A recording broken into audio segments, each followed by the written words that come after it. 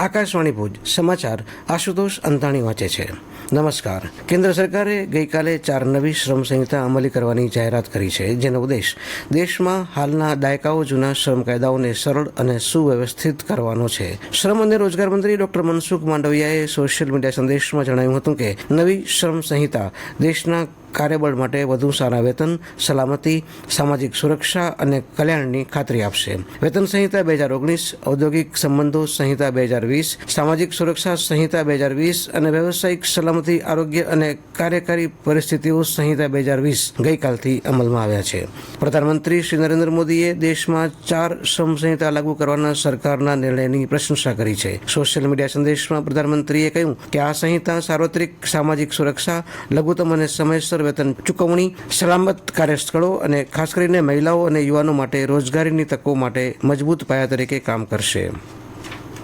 પ્રધાનમંત્રી નરેન્દ્ર મોદી 3 દિવસીય G20 નેતાઓના શિખર સંમેલનમાં ભાગ લેવા માટે દક્ષિણ આફ્રિકામાં જોહાનિસબર્ગ પહોંચ્યા છે. વર્ષ 2016 બાદ પ્રધાનમંત્રી શ્રી મોદીની દક્ષિણ આફ્રિકાની આ ચોથી સત્તાવાર મુલાકાત છે. તેમના પ્રસ્થાન નિવેદનમાં પ્રધાનમંત્રી શ્રી મોદીએ કહ્યું કે આ સમિટ મુખ્ય વૈશ્વિક મુદ્દાઓ પર ચર્ચા કરવાની તક હશે. સંમેલનમાં તેઓ વસુધૈવ કુટુંબકમ અને એક પૃથ્વી એક પરિવાર એક ભવિષ્યના ભારતના દ્રષ્ટિકોણને પણ રજૂ કરશે. વર્ષ 2014 બાદ શ્રી મોદીનું આ 12મું G20 શિખર સંમેલન હશે. કેન્દ્રીય ગૃહમંત્રી અમિત શાહે આગામી 1 વર્ષ સરહદ સુરક્ષા દળ BSFના આધુનિકીકરણ અને દળના જવાનોના કલ્યાણ માટે સમર્પિત રહેશે તેવી જાહેરાત કરી છે. ગઈકાલે જિલ્લા મથક ભુજમાં BSFના હીરક જયંતિ સમારોહને સંબોધતા શ્રી શાહે કહ્યું, ગૃહ મંત્રાલયે આગામી 5 વર્ષમાં BSFને વિશ્વનું સૌથી આધુનિક અને આક્રમક દળ બનાવવાનો લક્ષ્યાંક રાખ્યો છે. શ્રી શાહે સરકારની એક મુખ્ય પહેલ બોર્ડર સુરક્ષાના નવા ખ્યાલને લાગુ કરવામાં BSFની મહત્વની ભૂમિકા પર પણ પ્રકાશ પાડ્યો. BSFની સિદ્ધિઓનો ઉલ્લેખ કરતા તેમણે કહ્યું, BSF એ કેફી પદાર્થની તસ્કરી અને વિવિધ અભિયાન હેઠળ 12,95,000 કરોડ રૂપિયાની કિંમતના કેફી પદાર્થ કબજે કર્યા છે. ઉગ્રવાદ વિરોધી અભિયાન સામે BSFના કામની પ્રશંસા કરતા શ્રી શાહે સમગ્ર દેશ આગામી 31 માર્ચ 2026 સુધીમાં નક્સલવાદથી મુક્ત થશે તેના પર પણ ભાર આપ્યો. આ પ્રસંગે શ્રી શાહે દેશભરમાં ચૂંટણી પંચ દ્વારા યોજાયેલી મતદાર યાદીની વિશેષ સઘન સુધારણા SIR પ્રક્રિયામાં સંપૂર્ણ સહકાર આપવા પણ લોકોને અપીલ કરી. આ પ્રસંગે શ્રી શાહે હીરક જયંતિ સમારોહ નિમિત્તે એક સ્મારક ટપાલ ટિકિટ પણ જાહેર કરી તથા પરેડનું નિરીક્ષણ કર્યું. તેમણે હેડ કોન્સ્ટેબલ સાંવલા રામ બિશ્નોઈને મરણોત્તર વીરતા ચંદ્રક તેમના પત્નીને એનાયત કર્યો. રાષ્ટ્રીય સુરક્ષામાં નોંધપાત્ર યોગદાન બદલ BSFના વીર યોદ્ધાઓને ચંદ્રક અને વિજય ચિહ્નથી સન્માનિત કર્યા.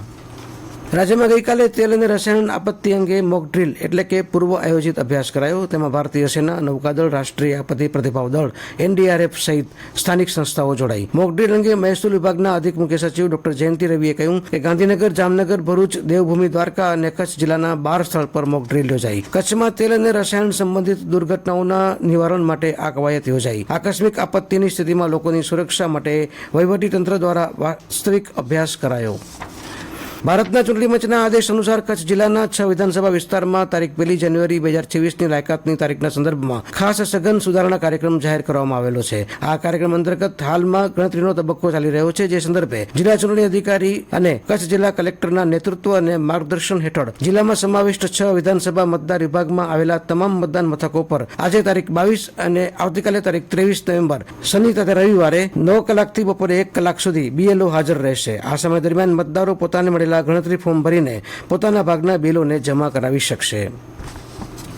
ભારત અને દક્ષિણ આફ્રિકાની ટીમો વચ્ચેની પ્રવર્તમાન ટેસ્ટ શ્રેણીની બીજી અને અંતિમ ટેસ્ટ મેચ આજથી ગુવાહાટી ખાતે શરૂ થાય છે. દક્ષિણ આફ્રિકાએ કોલકાતા ખાતેની પ્રથમ ટેસ્ટ મેચમાં ભારતને 30 રને હરાવતા ભારતે શ્રેણી સરભર કરવા આ ટેસ્ટ મેચ જીતવી મહત્વની મનાય છે. ભારતના સુકાની શુભમન ગિલને પ્રથમ ટેસ્ટ મેચમાં ઈજા થતાં ભારતનું સુકાની પદ વિકેટકીપર રિષભ પંત સંભાળશે. રાજ્યમાં આગામી 3 દિવસમાં ઠંડીમાં ઘટાડાની હવામાન વિભાગ દ્વારા આગાહી કરવામાં આવી છે. ગઈકાલે રાજ્યમાં 10.8 ડિગ્રી સેલ્સિયસ સાથે કચ્છ જિલ્લાનું નલિયા સૌથી ઠંડુ શહેર રહ્યું હતું તેમ હવામાન વિભાગના નિયામક ડોક્ટર AK દાસે જણાવ્યું હતું. આ સાથે સમાચાર પૂરા થયા. નમસ્કાર.